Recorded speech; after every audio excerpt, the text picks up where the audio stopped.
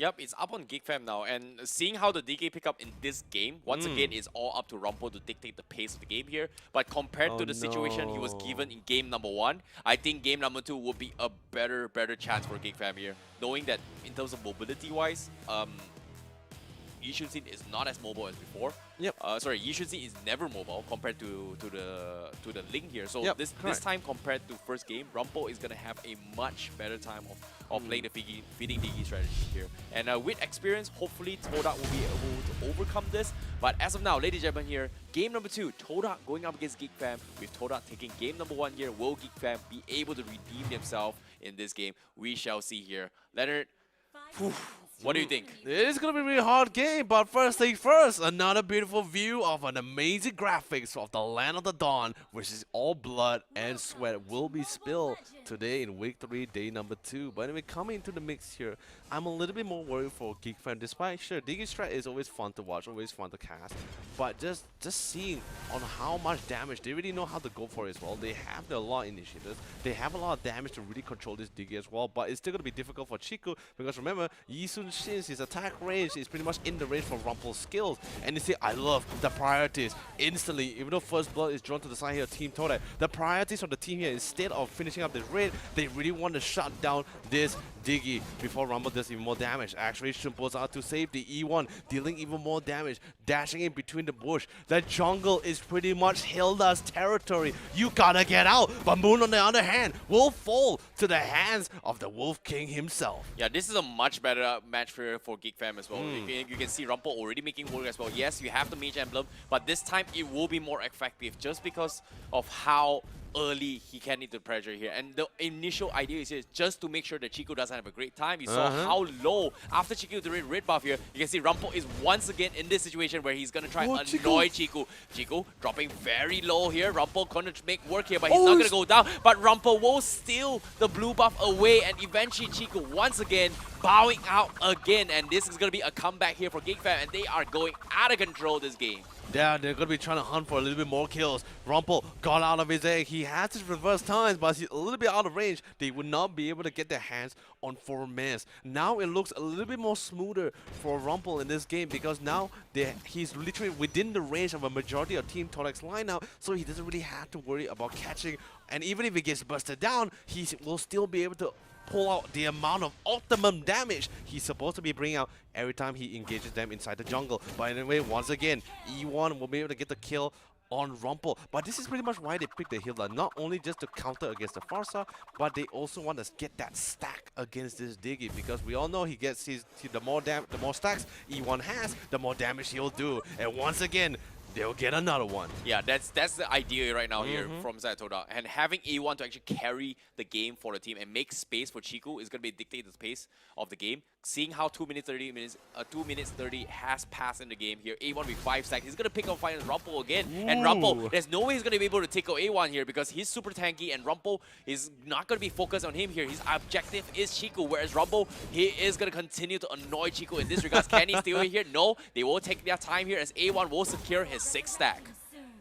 That's a lot of stacks, but the vision has already been given. Here comes the Raging Sandstorm, and instantly Ozoraveki will steal the raid away from the hands of Chiku. Now even more such a nuisance, even though E1 has been given a dedicated role to hunt down Rumple, but the information has already been given. The rotation is coming in, and here comes the Federation into with the reverse time. E1 has to be careful, and because he's so low, he has to disengage away from this turtle, as Geekfam will be able to take this turtle from themselves. But also Raveki, Quicksand Guard, healing, sustaining, but eventually will fall. But his main goal was just to delay members of Geekfam for as long as possible. A1 needs the last kill here. He will get it here. It's secured by Moon, but now with 8 stacks in the pool, Todak, they are going to bite back here as A1 will try to open up the map here as Rumple continues to annoy Chiku. It's going to be A-okay, because Chiku, look at him, he's having the roughest time to farm, and they're always keeping him in check here. Meanwhile, Oh, X-Ray tries to no. make a play and Zorn will get the kill. Rumble is there again, once again here, but A1, does he want to kill this Diggie though? Because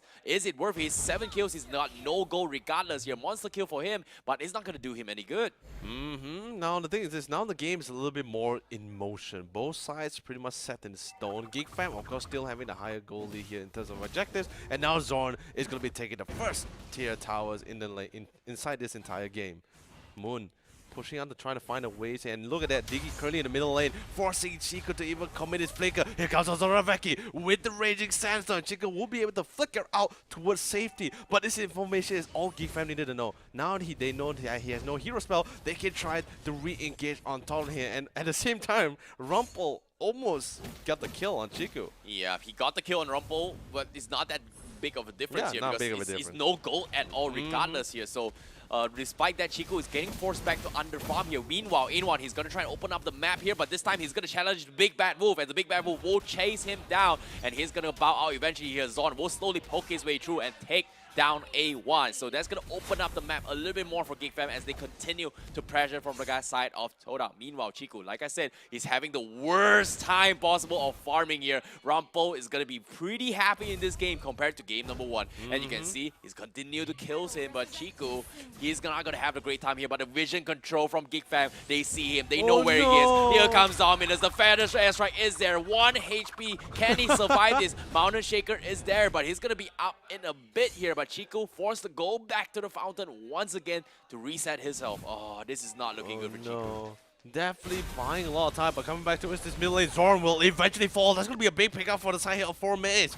Beautiful rotation as well coming from this bottom lane. Although Rumple still once again prioritizing not just on Chico, but also on the farm, on the jungle, ensuring, giving all the information towards his team, saying like, hey, blue buff is up, blue buff is still here, Chico's gonna try to go for it, and that's exactly where you're gonna be finding Rumple as well. Where you can find Rumple is exactly right next to Chico or in any jungle boss. But coming back towards this mid lane, E1 trying to be a nuisance, Feather Airstrike, followed by the Raging Sandstorm, not gonna be able to connect, and E1 tried to run away for his life and will eventually run away. But coming back towards his gang, Arts is he trying to clash with his 4 mids, but it is a Uranus. It doesn't matter. They jump into the middle of it as well. Arts popping the Psycho Switch and even dropping down the leader counter to get the kill for his team. 4 mids trying to escape. Even without the consecration, it's not going to be enough to disengage. And once again, Rumble buys a little time. Beautiful timing with the time journey. He should be able to run away. And Dominus in the mid lane. Ooh, almost got the kill on X-Ray. But the kill will be designated for a hyper carry, Zorn. Zorn is out of control here. He got the timing, he went in for the push, and there was no way Chico's going to be able to provide assist. Yes, you have the Mountain Shaker here,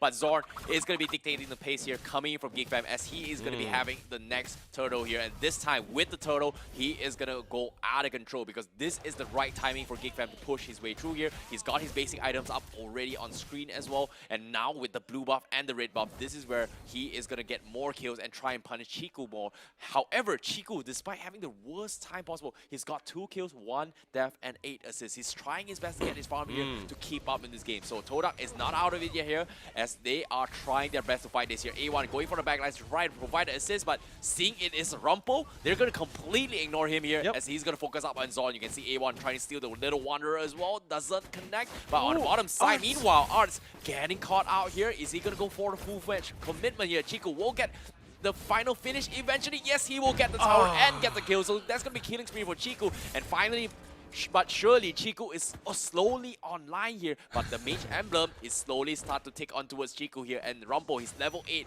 As soon as he hits higher level here, Rumble is not going to have a very, very big respawn time. In this case, 26 seconds on the sidelines before he's able to continue to annoy Chico.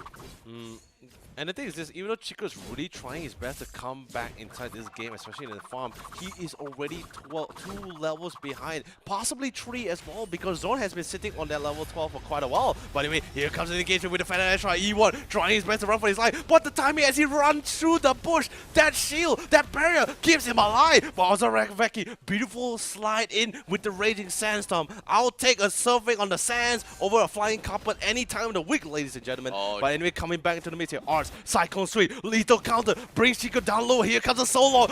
He wants Chico. Chico trying to run for his life, but eventually will fall from the bombardment of Dominus. menace. Oh, the way of the dragon was supposed to save him here. Unfortunately, pushes Art in the face of Chiku here, and now Chiku will bow out, and now Todak are playing from a deficit here. It's going to be a tough one, and A1 will go down. This is going to be opening for Zorn as well to continue to end the game, and Geekfam, they are going to be having the greatest time of their lives here. And now they're going to be pushing up towards the crystal and tier 3s here. But meanwhile, for Maze, he's going to make a play. He knows the game fight is lost here. He's going to come to top and bottom mid creep wave, but diving back towards the base here. And he's going to try and create space for Todak to come back from this here. Zorn going for the dive without the turtle buff. He's starting to hit like a truck here. And now with the help of the Raging Sandstorm as well, they will eventually take him down. But meanwhile, that's happening here. You can see Todak, they already made their way towards the vertical jungle, and they will steal the blue buff away from Geekfam.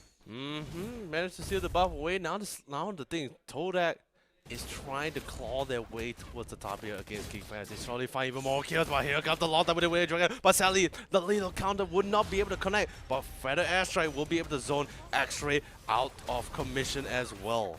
Still, coming back into this game here, we can definitely tell that a majority of these teams are trying to see if they can get even a single opportunity. And instantly, here is one. They finally won. Reverse time pulls him back. There's the flicker. But they're going to try to see if they manage to get the kill for themselves. And the Lord will actually finish off Rumple, giving the kill towards E1.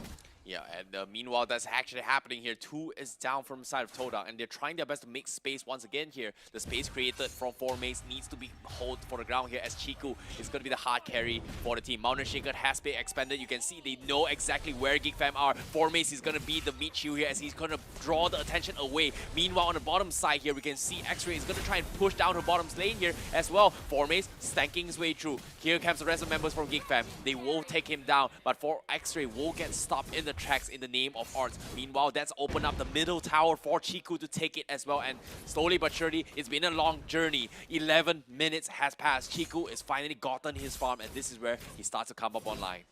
But anyway, beautiful flank coming from the back line, coming from the side here of our dear friend X-Ray, as he falls out with the Way of the Dragon, pulls on Zoraveki back towards the slumbers of the darkness. But either way, with the Feather Airstrike coming from Dominance, that's going to be able to force majority of the members of Todak to fall back, and X-Ray and coming out with the split pushing on Zorn, as he will casually slash and claw his way towards the top as he brings down the top inhibitor down towards rubble. Oh, Geekfam, they're looking to close up this game here. They know Todak is slowly getting up. The timings up already be here. And with the vision control coming from Rumples, making sure that Chiku is not going to be having a great time is starting to pay off, because right now Chiku, he's got his basic items here. He's got the Blade of Despair, but still, he needs more. He needs the Endless Battle before it actually comes in, and he's gonna try and steal the blue buff. Can he get it? No, unfortunately. Yes, he does, actually. And Chiku with the 2 buffs here, Zorn is gonna dive into him with 11 kills. Will he make it out alive? Yes, he will. Rumple not gonna be able to catch him off guard, because as of now, you can see Todak, they are gonna be playing the split push. X-Ray is gonna be pressuring the bottom side. Meanwhile, 4 Maze on the top, and this split push is the saving grace and the only hope for Todak to actually buy enough time for Chiku to come up online. Now Chiku still slowly and casually coming back towards this game as well, because they know as well, we all know, if you want to farm, so with the opposite. But anyway, Zoraveki gets caught once again with the Raging Sandstorm, tries to connect, slows down Moon. Moon tries to run, but sadly, the 3D Diggie gets denied, as our dear friend will actually get 1 kill from the side of his team here, and now he has to reset it all over again. But the damage has been done, it has been set out, and now Zorn is here to clean things up, as 4 Maze tries his best to run away, and Chiku from the back line, sniping, hitting, but with the Feather Airstrike, he has no choice but to flicker and fall back. E1 tries to run for his life, but eventually Zorn, even with the bush, you cannot run away from the Wolf King. Oh, Chiku being the last man standing here. A1 trying to go in for the clutch. He's all by himself, but now Geekfam, they are going to be objectified in towards the Lord here. As you can see, Chiku making his way to try and split push once again before the Lord gets taken down. So there's going to be a small opening here, but he is going to engage against Zoraveki. But unfortunately to say, Zoraveki is just too tanky as of now. So this is going to be a free Lord here from Geekfam, whereas the Lord is going to be pushing from the top side. Todak, meanwhile, has to figure out how do they counter this here. They have only got Chiku, and Chiku has not been able to push out the creep waves yet. It's very difficult, especially on a pace where Geekfam is currently on a roll, like in terms of items, in terms of levels, and they're literally pretty much stacked to go for this. Even though, sure, Sally, unfortunately, our dear friend Rumple will have to reset his feeding style because he got that one kill, but it doesn't matter because he already provided for his team. He has already reaped what he has sowed, all from all of his investment from the early stage of the game. And now it just literally comes down to whether Team Todak is able to find that one window of opportunity to turn things around and take the game back towards their favor against Geekfam. Yeah, with the reset here coming from Rumple, he needs to be extremely careful of here whether or not he's going to be able to feed a little bit more. But fortunately for him, it's not going to be support emblem. He's going to take a little bit long time here, so he's not going to be able to feed aggressively in the later stage of the game. But as of now, as Zorn works towards the bottom tier 2 here, the Lord up top has been finished off from Todak. Meanwhile, a beautiful feather extra catching of Moon, but it is only the Kagura, as the key players here is going to be none other than Chiku and A1. They need to finish more, but the lanes are being pushed back, and Todak, they try their best to defend against this middle tower here. Meanwhile, Forming is going to be pushing down the bottom as well. Time Journey has been expanded. A1 immediately bursted down as well. Ozoroveki with 1 HP. X-Ray not going to be able to finish more, forced to disengage that fight, and he will back out. And Ozoroveki is forced to reset the HP. Form is forced to call back here from Todak to try and draw away the aggression. And Geekfam, do they bite onto this bait? It seems to me they will not, as they will continue to go in for the push. They go up to the top. Rumple a little bit too low. Feather Airstrike to zone him off as well. But the Crystal will get focused down, and Geekfam is mowing down towards the Crystal. Can they defend against this here? No minions available. Ozorovek is slowly poking their way through, but eventually the Crystal will fall, and Geekfam will take Geek